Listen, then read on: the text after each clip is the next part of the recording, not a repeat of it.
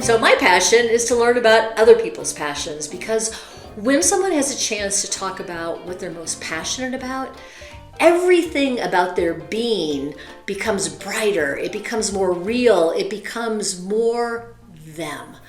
And I think that authenticity and that feeling alive and connected and present in the world is a thing I want to surround myself with all of the time. On today's episode, I am talking with the incredible Morven Burden. If you want to learn more about Morven, please go to janesplace.com, where you can learn more about her and her favorite comfort food. One of the themes of Jane's Place that we are always trying to dive into is about personal confidence. And one of the things that I believe strongly is that if you have something you're passionate about and you spend your time on it and you get good at it, it helps develop your confidence in that area. And then that confidence kind of, it permeates the rest of your life too. So I'm really always interested in exploring passion. So let's talk about, and you can be passionate about a number of things, but let's talk about one thing you're really passionate about, and then we'll kind of unfold it a little bit more. So from a very, very young age, I liked baking. We must have done some proper baking with my parents when I was a child, because there's photos of me baking. But it actually started with my pretend cakes that I used to go and just rummage through the kitchen and find whatever I could do. So chickpeas, lentils, flour, put it all with water and mix it into a big paste. Sometimes I'd even go to the garden and put leaves and dirt in for the very special cakes. And they were called my pretend cakes, and my mum would pretend to bake them for me. And then the next day they would miraculously disappear. But that didn't seem to... Somebody ate them, I Yeah, guess, exactly. Obviously, that was exactly what must have happened. I seem to remember my mum saying something about the smell of them, actually, but anyway, it clearly didn't put me off, because I continued to then get into baking and cooking, and always really loved it.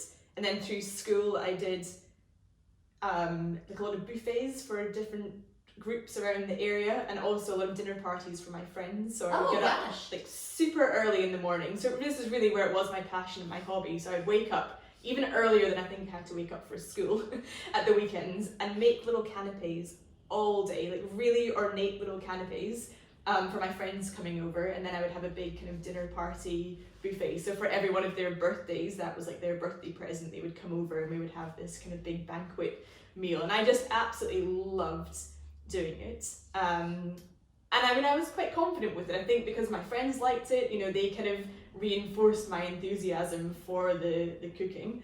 I even then entered one year a junior master chef competition. Oh, wow! I was so confident with my skills. Just in the local area, it wasn't a national one. But actually there was some kids there that their dad was a Michelin star chef. Wow. So I didn't win anything there. But again, I still really enjoyed the process. It didn't impact my confidence, my passion still remained. And at university it then progressed even further. So at my first year summer there, I was walking around the city, and there was a fair for Camp America. Don't know if you know, it's a system here which matches like university students to camps in America. So you get sponsored with your visa, and then you go and work for the summer as a camp counselor. So it's a really good program, because it's a really good, and you get paid a small amount, but all your visa's sorted out, and then you get all your accommodation and your food paid for as part of the camp. So I passed a fair and I went in. I had no interest in being a camp counsellor for kids all summer, but I went in to have a look anyway. And there was a summer camp where actually it was more of a respite centre for adults with learning disabilities. And it really kind of caught my attention talking to the manager of this camp. And I thought it'd be amazing to go to this camp, but maybe I could try and work in the kitchen rather than as a counsellor. So I spoke to the person, and he didn't have any jobs. And then later he contacted me and said, actually, I really loved your passion. And we've made you a job in the kitchen for the summer. So I went to Virginia to a summer camp and worked, well, as I say, it wasn't a summer camp, it was more of a respite centre. Right. And I worked there for 10 weeks as a chef in the summer camp. And it's a long story, but I actually changed the processes, changed, like, suggested different things that they could do. And I ended up, by the end of the summer, actually being the main chef for the whole centre. And yeah, really running the kitchen, which was, I think, a confidence boost. No question. Yeah. Did you at that point, well, how old were you, first of all? So I must have been 19. Yeah. And did you think at that time that maybe you would want to have a career as a chef or in a restaurant, or sort of how did that frame up what you did next? Yeah, well, when I loved it. I really loved every minute of it. And I worked just solid, because when I had a break, none of the counsellors were having a break. So I thought, well, I may as well cook. They used to buy in desserts. And I thought, well, I could make the desserts. So over my breaks, I would actually make the desserts. And the campers absolutely, like, loved it. So again, that was a reinforcement of, baking real things rather than bought in. So I loved the whole thing. So anyway, when I came back from the summer camp, I thought I really wanted to continue doing something here. So I wrote to all the 5-star hotels around the area, to all the kitchens, and said, please, can I get a job? And one of them replied and said, you can come in and meet us. So I really thought I might get a job as more of a helper around the kitchen. And once I got that, I could show them that I was able to, bake and cook. And through the first conversation, they called me afterwards and offered me a pastry chef job in the 5-star hotel. Oh my Their main kitchen. So again, I think my passion showed Yeah. that I was willing to try things. So I ended up working 3 shifts every week around my university studies. Wow. And I absolutely loved it, because it was such a differentiation away from uni life. So they really were kind of my highlight of the week. Did you have any moments, when we talked a little bit in another episode about imposter syndrome, did you have any feeling like, while you were there, like, gosh, am I really a pastry chef? Yeah. It's like so cool. Well, I did, but I really thrived from the excitement of it, actually. Right. So I don't really recall having a lot of imposter syndrome. Yeah. But I'm sure I must have thrived off it to kind of balance that out. But actually, one of the key moments where I had to really, pinch me moment was the hotel hosted the G20 Leaders Summit, which was all the finance leaders of the world. And I was single-handedly managing the pastry kitchen at that day, and had to make all the desserts for hundreds of leaders across the world. And that was once they actually had security there, like, watching you make it all.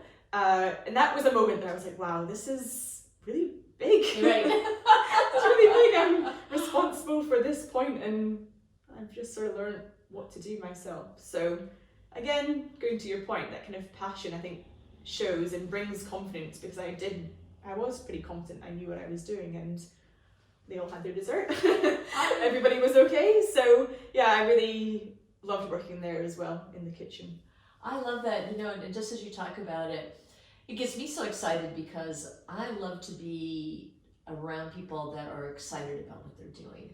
And because there's so many people in my career that don't have a spark of passion. And I just think, how do you show up in the world and not be excited about something, or how did you get into a job where you just hate going every day, what sort of happens? So let's dial the clock forward. How has your career kind of evolved since you were working in the 5-star restaurant? I mean, I think that you're right for those, because both of those weren't there. Those jobs didn't necessarily exist, and then I kind of went along and they weren't advertised, let's say, and then they were there and available, and I took them and really built the confidence from that. And then I suppose I didn't really know that I would definitely do a career in food, but I did still love it, and I really wanted to, but I didn't know what was available. There's not, at the time especially, there wasn't a lot of publicity or knowledge around careers within food. We didn't have LinkedIn. Right. We didn't have a lot of internet resources, and my How university. did you find jobs? Yeah, I know. I'm not sure. I remember going into the career centre and asking for a book about logistics, and they looked at me like, that's that doesn't exist.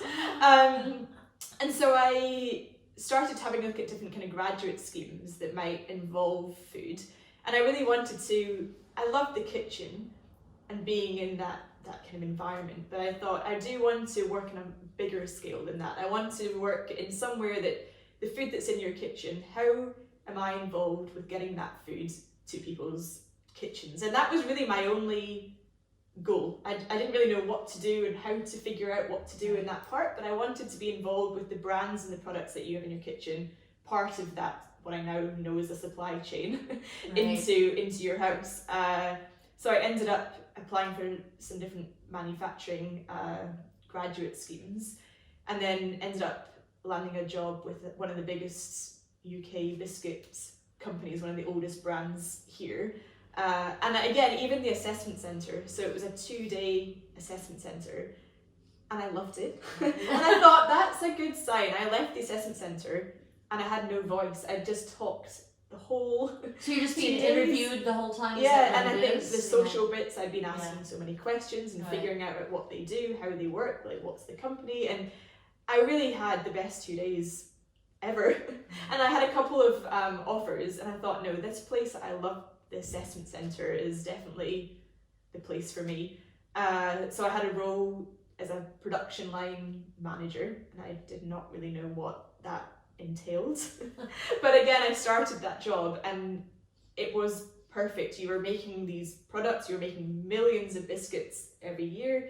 You had the kind of machinery aspects, you had the people aspects, and you were really kind of finding the behind the scenes of something that was so simple within your kitchen. And again, that really lit a new fire in me of the complexities and the amount of work that goes on to get something to your kitchen is just phenomenal. And I realised at that point that there's definitely a career within baking. What I loved about talking to Morven was her enthusiasm for trying something that she didn't know she could do. Jobs were created for her because she showed up in such an authentic, energetic way. And each of her experiences built on the next, and so her confidence was building from little cakes at home to the pastry chef for world leaders. In each situation, she was totally present and bringing her best self to the conversation. As I reflect on this conversation, I want to challenge myself and you. Are we present in the moment? Are we engaging fully in a way that pulls people in to our world? Special thanks to Jane's Place fabulous producer, Aditi Joshi, who made my passion a reality. I am also so appreciative that the amazing musician, Tim Cook, provided the lively music from the Subdudes called Them Figs. This podcast was brought to you by Rudy's Bakery new gluten-free Sandos with Justin's Nut Butter and from our friends at Naturally Colorado. I want to keep asking questions that matter, and I want this to feel like a space where your story belongs too.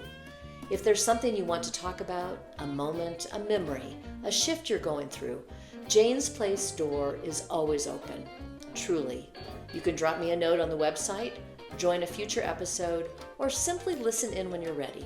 Because Jane's Place isn't just a podcast, it's a gathering. And I'm so grateful that you're here.